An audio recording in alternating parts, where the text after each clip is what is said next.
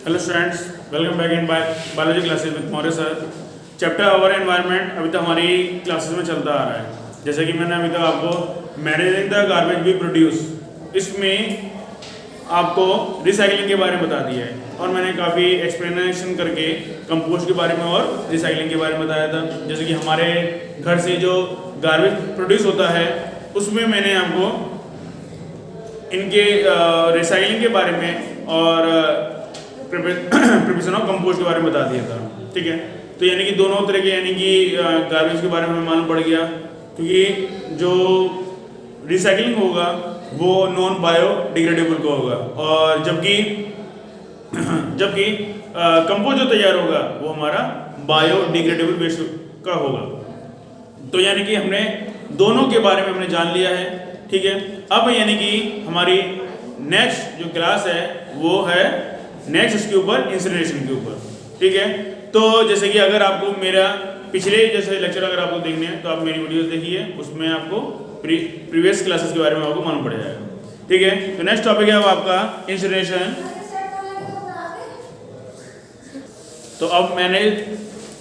The garbage we produce में हम देखेंगे इंसिनरेशन के बारे में, क्योंकि गार्बेज को अब हमारा जो थर्ड स्टेप है गार्बेज को मैनेजिंग करने का वो है इंसिनरेशन। ठीक है,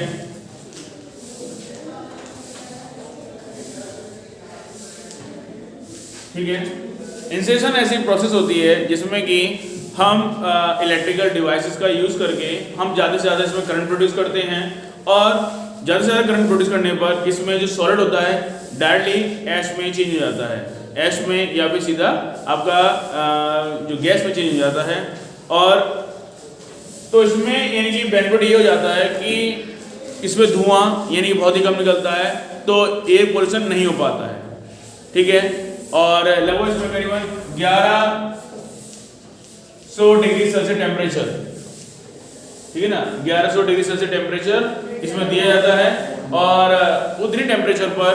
यानी कोई भी जो सब्सटेंसेस होता है वो बर्न कर जाता है। जैसे कि मॉर्चरी हाउस में यानी शमशान घाट में इसी का ही यूज़ किया जाता है। वहाँ पर यानी लकड़ियों को का वेस्ट जो होता है यानी लकड़ी जो यूज़ की जाती है उससे बचा जाता है और यहाँ पर यानी बहुत ही कम थोड़ी बहुत ही लकड़ियों का यूज़ करके और इसमें ज़्यादा से ज़्यादा 15 से 20 मिनट के अंदर जो डेड बॉडी होती है वो बर्न कर जाती है। ठीक है, इसमें हाईली टेम्परेचर दे करके और मॉर्चरी हाउस में यानी शमशान घाट में इतना टेम्परेचर दे करके और किसी भी सब्सटेंसेस को डायरेक्टली हम चेंज कर देते हैं, ऐश में चेंज कर देते हैं, जिससे कि एयर पोल्यूशन से इन्हें बचा जाता है और साथ ही साथ लकड़ी यानी कि जो हमारी कटती हैं उससे भी बचाया जाता है। ठीक है, तो this is a process incineration. तो इसमें भी हमें यानी कि मॉर्चरी हाउस का हो गया, साथ साथ इसमें जैसे कि हम कूड़े को भी यानी क्या करते हैं, जैसे कि अगर कूड़ा हमारे घर के आसपास होता है तो उसको हम बर्न करते हैं, तो वो बर्न स्लोली होता है, तो उसमें क्या एयर पोल्यूशन होता है। तो इस मेथड के थ्रू हम इंसिनरेशन प्रोसेस के थ्रू हम एयर पोल्यूशन को भी बचा सकते हैं और हमारा जो गार्बेजेस होगा वो हम यानी उसे बर्न कर सकते हैं। ठीक है, तो ये इंसिनरेशन प्रोसेस इस तरह से यानी कि देखने को हमें मिलता है कि गार्बेज को हम मैनेज जो कर रहे हैं। ठीक है, ये ठीक है। नेक्स्ट टॉपिक है, इसके बाद अब हम देखेंगे managing the garbage we produce में हमारा जो नेक्स्ट है यानी कि ये थर्ड था, अब हमारा आएगा फोर्थ आएगा, वो होगा लैंडफिल। लैंडफिल का मतलब यही है कि जहाँ भी अगर हमारा कूड़ा अगर पड़ा हुआ है इधर उधर तो वो एक पर्टिकुलर एक रीजन हमें ऐसे ढूंढ लें और जहाँ पर यानी क्या सारा का सारा कूड़ा वहाँ पर डंप कर दिया जाए। ठीक है ना, लैंडफिल यानी कि लैंड जमीन और जमीन को भरना, इस तरह से यानी कि कूड़े से यानी कि भर देना। ठीक है, तो ऐसे ये नहीं कि जगह जगह हमने यानी कि क्या है कूड़े फैला रखे हैं, ऐसा नहीं करना है हमें कि पूरी कॉलोनी का या फिर पूरे सोसाइटी का या फिर पूरे किसी शहर का जो कूड़ा कचरा है वो सारा एक ही जगह यानी कि डाल दिया जाए और जहाँ पर डालेंगे वहाँ पर यानी क्या होगा कि वो वहीं पर ही पड़ा रहेगा। इस तरह से नहीं क्या हम इसको मैनेज कर सकते हैं। ये नहीं कि जगह जगह हमने इसको पड़ा छोड़ रहे हैं, तो ऐसा नहीं है कि वहाँ पर हमने सारा डाल दिया फिर वहाँ से क्या होगा ईजिली से जो भी इसको फैक्ट्रियों में इंडस्ट्रीज में और इसको वहाँ से कूड़े को लेके जाया जा सकेगा। जो भी इसका यूज़ करना है हमें वो उसका हमें यूज़ करना होगा। ये तो लैंडफिल करके इस तरह से नहीं क्या हम और फिर वहाँ पर है ना इसको हम ट्रीटमेंट करके जैसे भी वहाँ पे डाल दिए वहाँ पर ट्रीटमेंट करके इसको फिर हम आगे यूज में हम इसको लेकर के आ सकते हैं। तो इस तरह से लैंडफिल मेथड के थ्रू हम गार्बेज को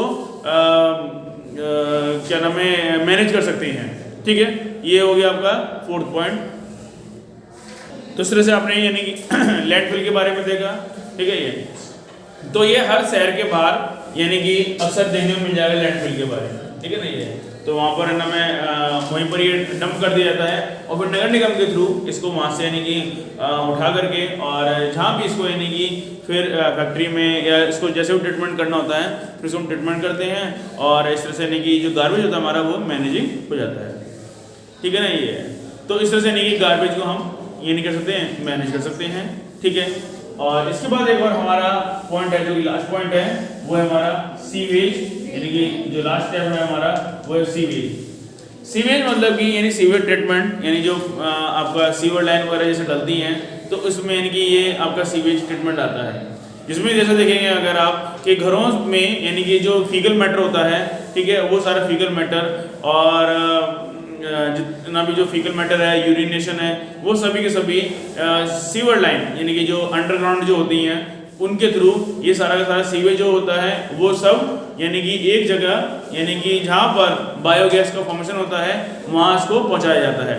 तो उससे होता क्या है कि जितना जो हमारा सारा फीकल मैटर होता है इसमें माइक्रो ऑर्गेनिजम्स ग्रो कर जाते हैं और माइक्रो ऑर्गेनिजम्स जो ग्रो कर जाते हैं तो इसमें यानी गैसेस निकलती हैं, यानी कि जैसे कि मीथेन गैस का निकलना। ठीक है, ये और फिर ये सारी नाम है गैसेज जो होती हैं, ये गैसेज हम इसको फ्यूल के फॉर्म में इसको यूज कर सकते हैं। ठीक है, तो जैसे कि जहाँ कहीं सोसाइटी में यानी कि आप देखेंगे कि जितना सारा जो सीवेज जितना भी जो होता है यानी फीकल मैटर होता है वो सभी सीवर लाइन के थ्रू यानी सीवर लाइन के थ्रू ये सभी का सभी ये कहाँ पर एक यानी कि पर्टिकुलर एक ऐसे रीजन पे वहाँ पर जाता है, वहाँ इसको ट्रीटमेंट करके और फिर इसे ट्रीटमेंट करने के बाद फिर इससे जो निकलने वाली गैसेस होती है इसको इकट्ठा कर लिया जाता है और फिर इस गैसेस को यूज़ कर हम यानी क्या डिफरेंट फील्ड में इसको हम यूज़ कर सकते हैं, जैसे कि हम खाने में यानी कुकिंग में कर सकते हैं, ट्रांसपोर्टेशन में कर सकते हैं। ठीक है, इस तरह से हम इसको और यहाँ तक कि हम इसको लाइट प्रोड्यूस करने यानी कि लाइट को प्रोड्यूस करने में भी इसको यूज़ कर सकते हैं, इससे लाइट भी यानी कि जनरेट की जा सकती है। ठीक है ना, ये तो इस तरह से यानी कि क्या है कि फ्यूल का यूज़ किया जाता है। तो बड़े बड़े शहरों में अक्सर आपको देखने को मिल जाएगा सीवर लाइन के बारे में यानी सीवेज। ठीक है, ये छोटे छोटे कस्बे में ये ऐसे देखने को नहीं मिल पाता है क्योंकि देश के अंदर अभी जैसे जहाँ पर यानी मेट्रोपॉलिटन सिटी है वहाँ पर प्लानिंग करके पहले से ही सीवेज का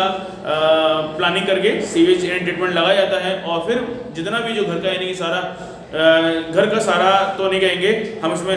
जो लेटरिन का या फिर फीकल मैटर का जितना सारा जो वेस्ट होता है वो सब इसी में डाला जाता है। लेकिन इसके अंदर ना तो किचन का और ना ही बाथरूम का इसमें कनेक्शन नहीं होता है। रीज़न यही होता है क्योंकि बाथरूम का और किचन का जो पानी होता है उसमें साबुन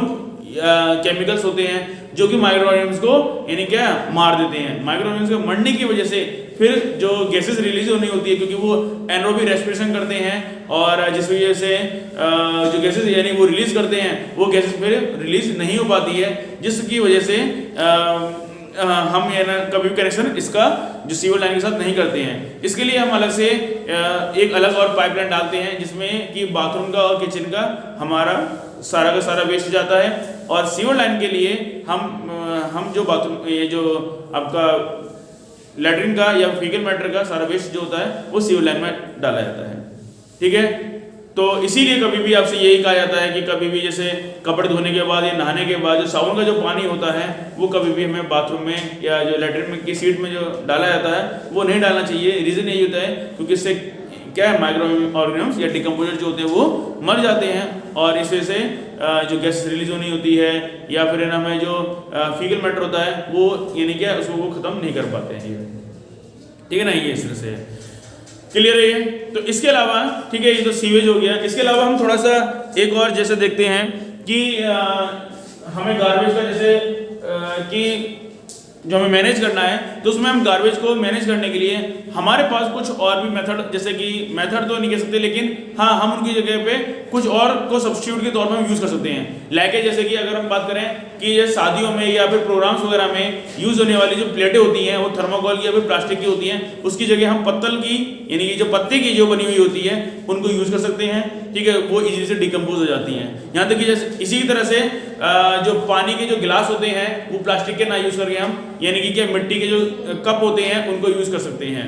ठीक है ये, और जैसे कि दूध सर्व करने के लिए कॉफी है, वाटर है, इस तरह से नहीं क्या इनमें हम चाय हो गया, इस तरह से नहीं क्या कि हम इनके लिए हम जो मिट्टी के जो बर्तन होते हैं उनको यूज कर सकते हैं। ठीक है, यहाँ तक कि सब्जी के लिए भी हम यानी क्या जो प्लास्टिक की जो कटोरी आती हैं उसकी जगह पे हम मिट्टी के ही यानी क्या जिसे हम सरैया कहते हैं,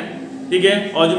उसको यूज कर सकते हैं। ठीक है, जो मिट्टी के जो बर्तन में जैसे कुल्हड़ हो गया उसका यूज कर सकते हैं। ठीक है, तो ये क्या है कि इससे यानी कि बेनिफिट यही होता है कि मिट्टी से बने हुए होते हैं और इजीली से यानी क्या इसको यूज करने के बाद इसको आराम से हम यानी कि फेंक दें तो वो टूट जाएगा और वो आपका यानी कि मिट्टी के अंदर मिल जाएगा, तो उससे कोई भी जो गार्बेजेस है वो आपका इकट्ठा नहीं होगा, तो इससे ये बेनिफिट हो जाता है।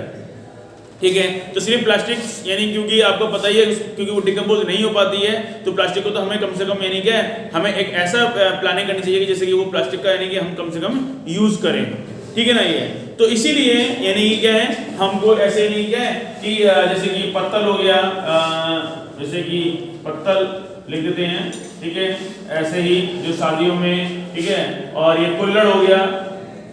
ठीक है, ये ठीक है, ये तो इनका यानी कि यूज करें, जैसे मिट्टी के बर्तन जैसे हो गए और है ना में जैसे कि ये पत्ते वगैरह जैसी चीज हो गई, इसका यानी कि यूज करना चाहिए। ठीक है, इससे क्या है कि एनवायरनमेंट को कोई भी नुकसान नहीं पहुंचता और ना ही कोई गंदगी फैलती है।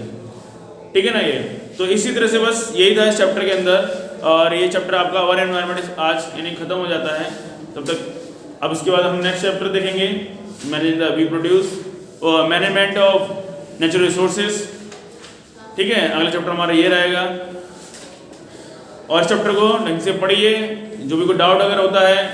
मेरे से पूछिए, कमेंट करिए। ओके स्टूडेंट्स, तब तक के लिए thank you and good luck, all the best.